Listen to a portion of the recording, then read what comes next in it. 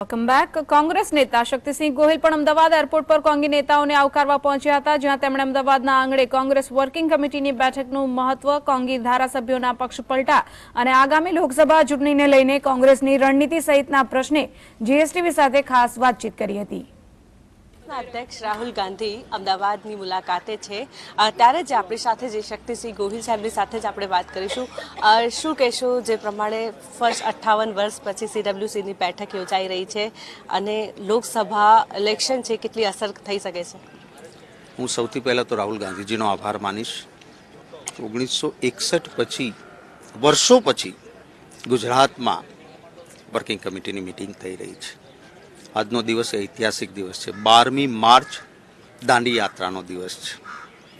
આજે અમારી વર્કિંગ કમિટીની મિટિંગ પહેલાં ગાંધી આશ્રમમાં જઈને પ્રાર્થના સભા થશે, પછી વર્કિંગ કમિટીની મિટિંગ અને બપોરે 1 વાગે અમદાવાદ ગાંધીનગર હાઈવે પર આવેલા ત્રિમંદિર ખાતે જાહેર સભા પણ થવાના છે। આનાથી ખૂબ મનોબળ પણ કાર્યકરોનું વધશે। અમારી આગામી બાબતોને રણનીતિ ઘડનારી top most decision making authority working committee જ્યારે અહીંયા મળે ત્યારે અમારો આગામી રોડમેપ ગુજરાતમાંથી નક્કી થાય છે, એ વાતનો પણ આનંદ છે। આનાથી લોકોના આશીર્વાદ અને વિશ્વાસ પણ જરૂર વધશે। એક પછી એક કોંગ્રેસના ધારાસભ્ય બીજેપીમાં જોડાઈ રહ્યા છે, એ લોકોને મંત્રી પદ આપવામાં આવી રહ્યું છે, પરંતુ હવે જે બેઠક યોજાઈ રહી છે લોકસભા ઇલેક્શનને અસર કરી શકે છે શું? સૌથી પહેલાં તો ભારતીય જનતા પાર્ટી હંમેશા કહે છે કેડર બેઝ પાર્ટી છે। મારો પહેલો સવાલ એમને એવો છે કે ક્યાં છે તમારી કેડર, ક્યાં છે તમારો બેઝ? તમને ગઈકાલ સુધી તમારા પ્રધાનમંત્રીને ગાંડા સાથે સરખાવતા હોય એનો વિડીયો વાયરલ હોય આજે પણ, એને બોલાવીને તમારે મિનિસ્ટર બનાવવા પડે અને વર્ષોથી તમારા માટે તૂટનારા, વર્ષોથી વિધાનસભામાં ચૂંટનારા એ ધારાસભ્યોની દયાજનક સ્થિતિ પેદા કરો। આ જ બતાવે છે કે ભાજપ કામના નામે જીતી શકે એમ નથી, ભાજપ એમની કેડર કે બેઝના નામે જીતી શકે એમ નથી। જેને ગઈકાલ સુધી એકબીજાને ગાળ આપતા હોય કોંગ્રેસના નેતાને લાવીને માથે બેસાડવા પડે।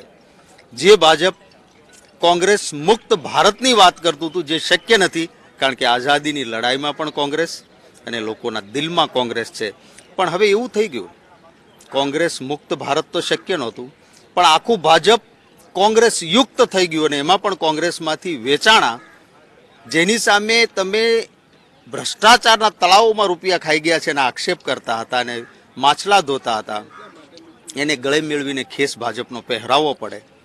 આ સ્થિતિ ભાજપની છે।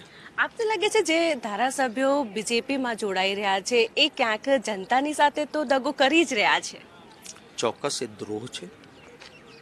જે જનતાએ તમને જે સિમ્બોલ પર મતો આપ્યા છે, જે વિચારધારાને તમે વરેલા છો, તમારા વ્યક્તિગત સ્વાર્થ માટે મિનિસ્ટર થવા અથવા રૂપિયા લેવા તમે વિચારધારા બદલો તો અને હું ગુજરાતની જનતાને સલામ કરીશ। આ એ જ ગુજરાતની જનતા છે જેણે ક્યારેય આવા લોકોને સાથ નથી આપ્યો। રાજ્યસભા વખતે 14 જણા મારે ત્યાંથી તોડીને લઈ ગયા, એ પહેલા 3 જણાને તોડીને લઈ ગયા। આ 17 કોંગ્રેસમાંથી તોડેલામાંથી માત્ર 2 જણા, એમાં એક તો મરતા થોડા મતથી, 2 આજે વિધાનસભામાં ચૂંટાઈને બેઠા છે। બાકીના 17માંથી 15 જણા, જેમાં અમુક તો સારા હતા, હું કહું છું, એને પણ લોકોએ નકારી દીધા કે ના, તમે ભાઈ પક્ષ પલટું, કરોડો લઈને જાઓ, વેચાણીઓ માલ, અમે મત નહીં આપીએ। આજની સભા જનતાનો દિલ જીતશે શું લાગી રહ્યું છે? ચોક્કસ જીતશે। રાહુલ ગાંધીજી એક એવા નેતા છે જે દિલથી માને એ જ બોલે અને બોલે તે કરીને દે।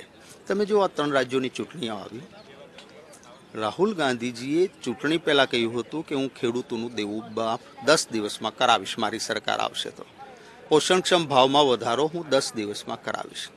10 દિવસ નહીં, 3 દિવસમાં એ 3 રાજ્યોમાં ખેડૂતોનું દેવું માફ થયું, ખેડૂતના પોષણક્ષમ ભાવ વધ્યા, જે મુદ્દાઓ કહ્યા હતા કરીને બતાવ્યા। બીજી તરફ ભાજપ છે, વચનોની લાહણી કરવાની, એ સપના દેખાડવાના, અને ચૂંટણી પૂરી થાય પછી એમના રાષ્ટ્રીય અધ્યક્ષ કે चुनाव के वक्त हम कहते हैं वो तो चुनावी जुमले होते हैं, वो करना थोड़ी ही होता है। तो આ ફર્ક છે એનો ફાયદો મળશે. છેલ્લો પ્રશ્ન, જે પ્રમાણે આજે રાહુલ ગાંધી આવી રહ્યા છે, સોનિયા ગાંધી આવી છે, પ્રિયંકા ગાંધી, મનમોહન સિંહ, જે તમામ લોકો આવી રહ્યા છે, એમના સ્વાગત માટે કોણ કોણ અહીંયા આવશે? કોંગ્રેસ પાર્ટી તરફથી જે વરિષ્ઠ નેતૃત્વ છે એ બધા જ આગેવાનો અહીંયા લાઇનઅપ થશે, એમને રિસીવ કરશે, એમનું સ્વાગત કરશે. એ આજનો કાર્યક્રમની શરૂઆત અહીંયા સ્વાગતથી થશે. બિલકુલ.